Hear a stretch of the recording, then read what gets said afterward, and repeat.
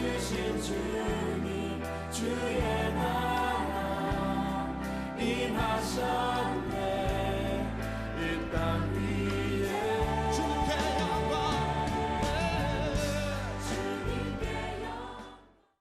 소리라고 하는 것은 지옥을 가리키거나 혹은 무덤, 속을 가리킵니다. 그런데 요나라고 하는 사람이 사명을 저버리고 도망을 가다가 하나님께서 붙잡아서 바다에 던지셨는데 그 바닷속 물고기 뱃속에 들어가게 되었습니다. 깜깜한, 빛 하나 없는 깜깜한 무덤 같은 그 물고기 뱃속에서 그가 죽기 전에 하나님께 제사를 드리는데 그 제사가 바로 수월의 예배라고 하는 것입니다. 지난번에 1번, 2번, 3번을 했는데 오늘 4번으로 들어갑니다. 같이 한번 읽어봅니다. 4번. 요나의 수월의 예배는 감사 예배이다. 자, 요나서 2장 9절 말씀 다시 한번 읽겠습니다. 나는 감사하는 목소리로 주께 제사를 드리며 나의 소원을 주께 갖겠나이다. 아멘. 어떻게 죽어가면서 감사할 수 있겠는가? 물고기 뱃속에서, 바다 깊은 곳에서, 흑암 속에서 자기가 곧 죽어가야 되는데 그 죽음을 직면하고 있는 사람이 어떻게 감사를 할 수 있는가라고 하죠. 그래서 그 성경이 기록하기를 나는 감사하는 목소리로 주께 제사를 드린다 이렇게 했어요. 제사를 드린다. 이 제사라는 말을 지난 시간에 말씀했는데 그는 온전한 제사를 드린 것이 아니고 지금 혼자 죽어가고 있습니다. 그러나 뒤늦게 죽음 직전에 하나님의 은혜를 깨닫게 되었고 지금까지 수많은 내 인생을 바라볼 때 모든 것이 하나님의 은혜였는데 내가 그것을 몰랐었구나. 그러면서 이제 남아있는 이 1시간이 될지 30분이 될지 마지막 죽기 직전에 내 영혼으로 목소리는 살아있으니까 하나님께 제사를 드리자. 그래서 아무것도 없이 깜깜한 지옥 같은 곳에서 목소리로만 하나님을 찾는 제사를 그가 드리는데 오늘은 그거보다 하나 더 나가서 그의 목소리에 감사하는 감사의 마음이 담겨 있었다. 감사하는 목소리로 제사를 드렸다. 이렇게 표현하고 있습니다. 사랑하는 여러분, 오늘 지난 한 주간 동안 여러분의 목소리 속에는 감사하는 마음이 있었습니까? 가정에서 예배를 드릴 때 지난 일주일 동안 여러분은 감사하는 목소리로 하나님께 예배 드렸습니까? 혹은 일주일 동안 부부 사이에 여보라는 말을 몇 번이나 하셨습니까? 그러나 더 중요한 것은 여보라는 말이 상대방을 정말 기분 좋게 하는 감사가 담겨 있는 여보였습니까? 아니면은 상대방에게 상처를 주는 고약한 심령으로 부르는 여보였습니까? 여러분, 단어는 똑같이 여보인데 그것이 어떤 마음을 가지고 부르냐에 따라서 여보라고 하지만 그 여보라는 말이 칼같이 날카로워 나를 찌르고 상처가 되게 하는 여보도 있는 것이죠.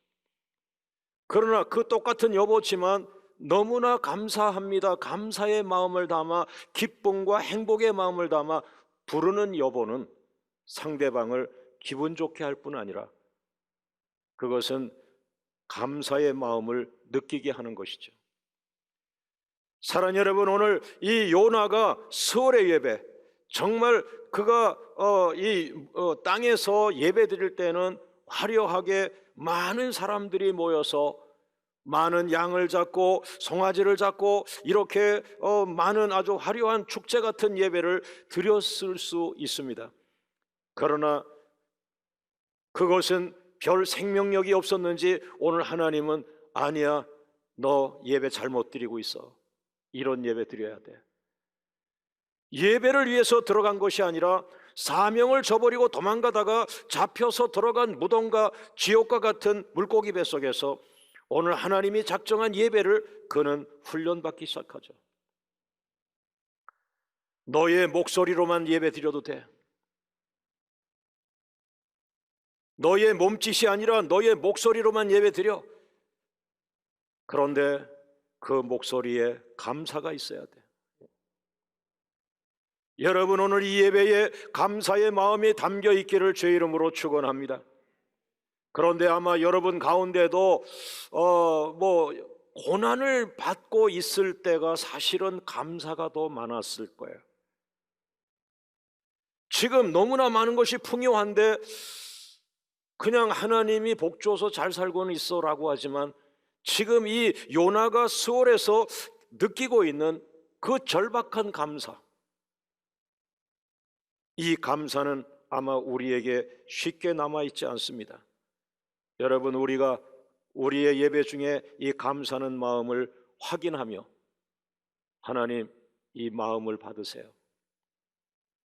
여러분은 오늘 또한 예배 시간을 맞춰서 찬양으로 시작하여 축도와 찬양으로 끝나는 이 예배 속에서 우리는 헌금 시간을 갖게 되는데, 혹 아직도 그 헌금이 여러분의 죄를 탕감해 주는 죄물이라고는 생각하지 않겠죠. 그리고 헌금의 액수를 가지고 나오진 않겠죠. 여러분, 그 헌금은 하나님을 기뻐하며 하나님이 나를 써주시며 하나님이 나에게 주시는 것을 감사하여 감사와 자원하는 심령으로 드리는 예물이 되길 원합니다. 그러나 오늘 이 혼자 드리는 이 수월 예배에서 오늘 이 요나는 감사하는 마음이 담겨 있는 그 목소리, 감사하는 마음, 그걸 하나님께 드린 겁니다. 내 마음을 다하고 뜻을 다하고 성품을 다하여 주 너의 하나님을 사랑하라.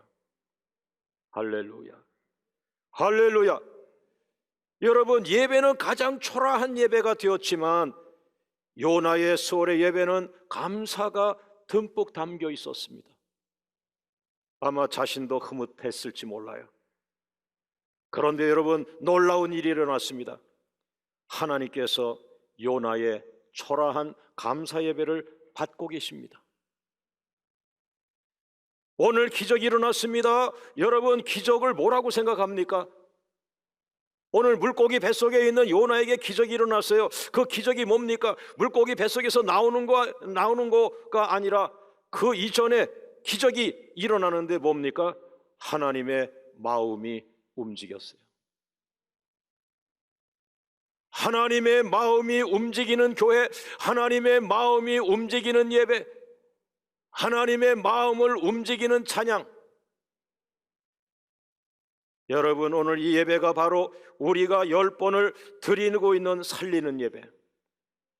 하나님, 오늘도 우리의 열망은 이 예배가 살리는 예배가 되어 많은 성도들 가정을 살리길 원합니다. 나를 살리길 원합니다. 이 도시가 살아나길 원합니다. 이 도시 안에 모든 질병자들이 살아나길 원합니다. 할렐루야, 할렐루야. 오늘 여러분과 저에게 요나는 좋은 선물을 했습니다.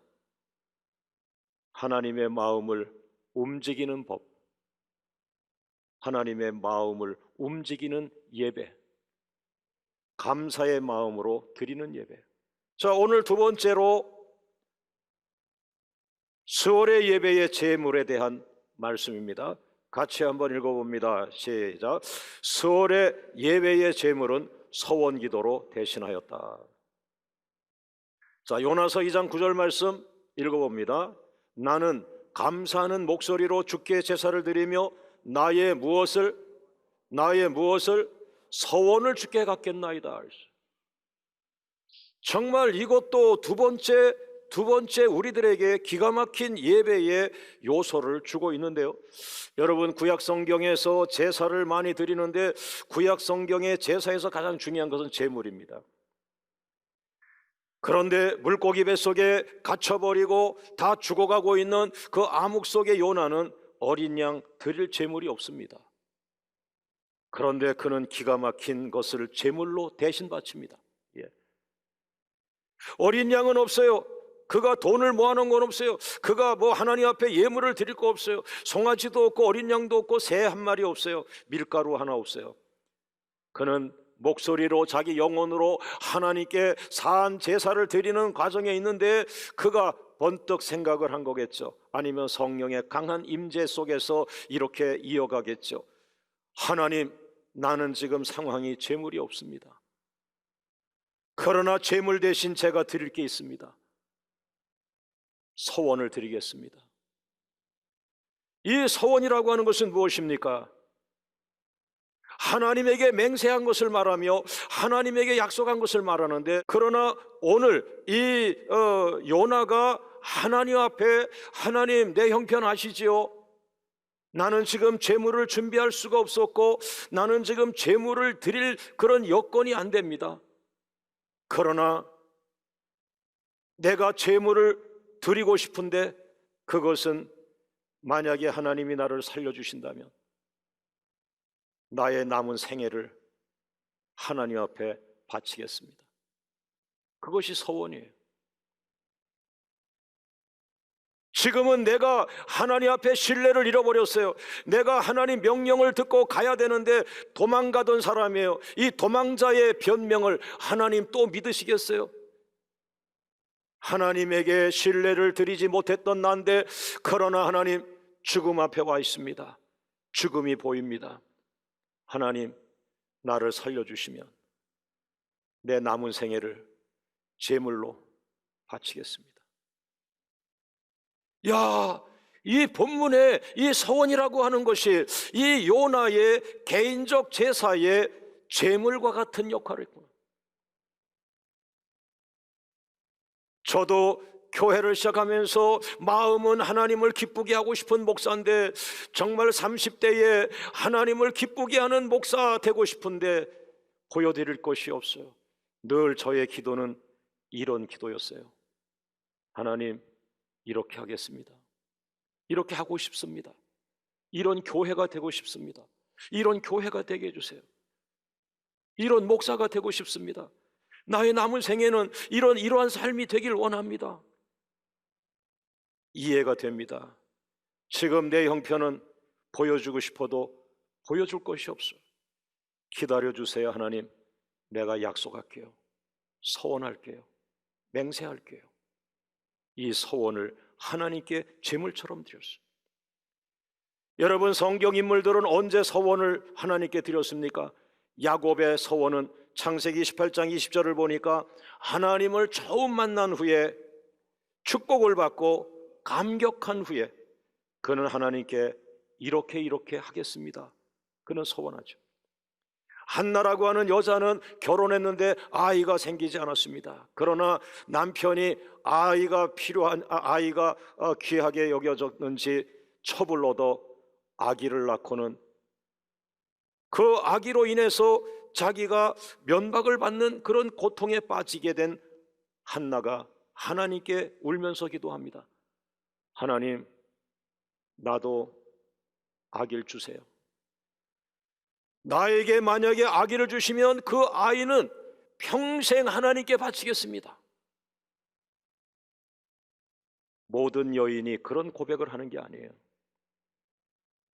너무너무 아이가 그리운 여인, 하나님, 내 아이로 생각하지 않을게요. 아기만 주세요. 그냥 내가 하나님께 바칠게요. 아기만 주세요. 아기만 주세요. 만약에 결혼해서 바로 아기가 났으면 하나님께 안 바치죠. 아기들이 얼마나 예뻐요. 하루에도 수없이 그 아이에게 입맞춤을 하고, 너는 나의 행복이다, 너는 나의 기쁨이다, 너는 나의 선물이다, 뭐 얼마나 하겠어요. 그러나 마지막 절벽에 서 있는 한 여인에게 하나님, 아기만 주세요. 내가 하나님께 다시 올려드릴게요. 이 서원을 했어요. 거기서 태어난 아이가 사무엘이고, 그 사무엘이 다시 죽어있던 이스라엘의 새로운 영성운동을 시작하는 자가 됐어요.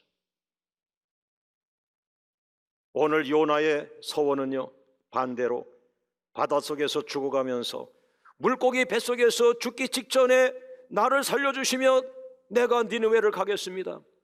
나를 살려주시면 내가 목숨을 걸고 아골골짜기라도 가 하나님의 복음을 전하는 자가 되겠습니다.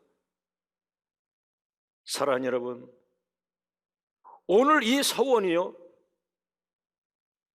이 요나를 살립니다. 그 사람의 서원이 결국에 세월이 가다 보면 그 서원이 그 사람을 살려. 여러분이 고난받을 때 어쩔 수 없이 하나님 앞에 약속했던 것, 그것을 지키지 않으면 연단과 고난이 오긴 하지만, 그러나 하나님은 그 서약을 신실하게 받으시려고 여러분에게 믿음을 부어주시고 성령을 공급하시며 여러분이 마침내 믿음으로 그 서원을 지키도록 만드십니다. 할렐루야. 그러므로 따라합니다. 서원이 요나를 살렸다. 할렐루야. 자, 6번째입니다. 요나의 서원 기도가 요나를 살렸다. 다시 한번 외쳐봅니다. 시작. 요나의 서원 기도가 요나를 살렸다. 할렐루야. 첫 번째는 요나의 생명을 수월에서 다시 살려냅니다. 요나서 2장 10절 말씀 같이 읽습니다. 시작. 여호와께서 이 여호와께서 마음이 움직이신 거죠. 다시 한번 시작. 여호와께서 그 물고기에게 말씀하심에 요나를 육지에 도하니라. 따라합니다. 물고기야 요나를 살려라. 할렐루야. 오늘 여러분을 묶고 있는 12개의 사슬이 예수 이름으로 풀어지길 원합니다. 할렐루야. 오늘 여러분의 눈물 기도 속에서 하나님, 나도 세상에서 이런 일도 하고 싶었는데 다 막혔어요. 이젠 죽게 됐어요. 그냥 하나님만 위해 살게요. 나를 살려주세요. 어찌 보면 실패자의 넋두리 같이 들리지만 하나님은 그걸 원하신 겁니다. 그래, 내가 너를 위하여 예수를 보냈고 그 예수를 너를 위하여 죽게 하였고 너를 위하여 내 아들 독생자를 주었는데 이제 너도 주님을 위해 살아라. 그러나 정신 차려라. 고난의 길이라고 생각하지? 아니야. 그 길은 영광의 길이야.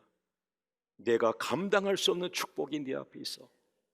그때도 너는 바울처럼 살아라. 예수님처럼 주는 자가 되어라. 여러분, 서원을 두려워하지 마세요. 서원은 하나님의 마음을 흡족하게 할 수 있어요. 그러므로 그 서원을 하나님이 받으시면 하나님이 성령을 공급하여 여러분들에게 서원을 이루시는 능력을 주시는데, 그 서원은 하나님의 일입니다. 하나님의 일은 망하지 않습니다. 하나님의 택하심은 망하지 않습니다. 하나님 앞에 드린 그 서원은 여러분을 살리는 것입니다. 할렐루야. 쉽게 말해서 광명교회가 오래전에 주는 교회 되게 해달라고 울면서 기도했어요. 왜? 너무나 없기 때문에. 이러다가 선교사님 한 번 돕지 못하고 끝나는 교회가 될까봐 그날 밤새도록 똑같은 기도했는데, 주는 교회 되게 해주세요, 주는 교회 되게 해주세요. 그것이 하나님 앞에 서원처럼 올라가 지금까지 주는 교회가 되고 있는데, 그것은 우리들에게 축복이지 않습니까? 할렐루야. 할렐루야. 두 번째, 요나는 말씀의 사람으로 다시 살아납니다. 요나서 3장 1절 말씀 같이 읽습니다. 여호와의 말씀이 두 번째로 요나에게 임하니라. 자, 오른손 들고, 나에게 말씀이 다시 임하니라. 나는 말씀의 사람으로 다시 살아났다. 할렐루야. 할렐루야. 오늘 광명교회 모든 성도 여러분, 여러분의 입술에다가 하나님의 새로운 말씀 주시길 원합니다. 사람을 살리는 말씀, 믿음의 말씀, 비전의 말씀, 미래 예언적인 말씀, 죽어가는 자에게 소망을 주는 말씀. 할렐루야. 그 광명교회 성도들은 입만 열면 내가 너무 기분이 좋아, 나를 너무나 칭찬하는데, 그런데 그게 그냥 사람이 하는 것 같지가 않아. 그 사람은 하나님이 함께 하는 것 같아. 할렐루야. 완전히 살아난 거예요. 조금 전과 다른 거예요. 서원 기도한 그 서원 전과 서원 후가 달라지는 거예요. 하나님이 책임지는 것과 하나님 바깥에 있을 때 완전히 다른 거예요. 나를 하나님께 던져버려야 돼요. 나를 하나님께 던지는 순간, 하나님이 붙잡는 순간, 붙잡기 전과 붙잡는 후는 완전히 달라지는 거예요. 체험하시기를 바랍니다. 할렐루야. 사랑하는 여러분, 오늘 서원 기도가 요나를 살렸어요. 서울의 예배가 초라하지만 그 초라한 예배 울면서 지하실에서 하나님, 나는 개척교회 목사예요. 우리는 성도도 없어요. 우리는 헌금도 얼마 안 남아요. 우리는 월세를 내야 돼요. 우리는 힘들어요 라고 하는 그 절박한 개척교회 목사의 수월 같은 기도를 하나님은 받으셔서 내가 밤새도록 나에게 구했던 것을 다 이루어 주리라. 여러분의 서원 기도가 여러분을 살리고 교회를 살리고 민족을 살립니다. 할렐루야. 요나의 수월의 예배가 원수의 나라 아수르의 수도 니느웨를 살렸습니다. 요나서 3장 5절 말씀 같이 한번 읽어봅니다. 시작. 니느웨 사람들이 하나님을 믿고 금식을 선포하고 높고 낮은 자를 막론하고 굵은 베옷을 입은지라. 6절. 그 일이 니느웨 왕에게 들림에 왕이 보좌에 일어나 왕복을 벗고 굵은 베옷을 입고 제위에 앉으니라. 여러분, 원수의 나라 아수르라고 하는 나라, 그 수도의 니느웨를 이 유다인 이스라엘 사람이 유대인의 여권을 가지고 적국에 들어간 것과 같은 거예요. 이스라엘을 모멸하고 그 다음에 유대인들을 싫어하고 죽이려고 하는 이 아수르 원수의 나라에 하나님의 종을 보냈는데 담대하게 이스라엘 사람이다, 나는 유대 사람이다, 나는 하나님 믿는 사람이다 라는 것을 표방하면서 선교사의 이름으로 니느웨 도시를 갔는데 기가 막힌 일들이 일어났어요. 왕이 변화가 되고 어른들이 변화가 되고 다 살아났어요. 하나님이 하세요. 하나님이 하세요. 니느웨라고 하는 원수의 나라에서 부흥이 일어난다면요, 부흥이 안 일어날 도시는 없습니다. 여러분 가정에서 부흥이 일어나길 주의 이름으로 축원합니다. 할렐루야. 두 번째, 니느웨에서 엄청난 생명들이 살아나는데 요나서 4장 11절을 보세요. 요나서 4장 11절 말씀 다 같이 읽습니다. 하물며 이 큰 성읍 니느웨에는 좌우를 분별하지 못하는 자가 12만여 명이요 그랬어요.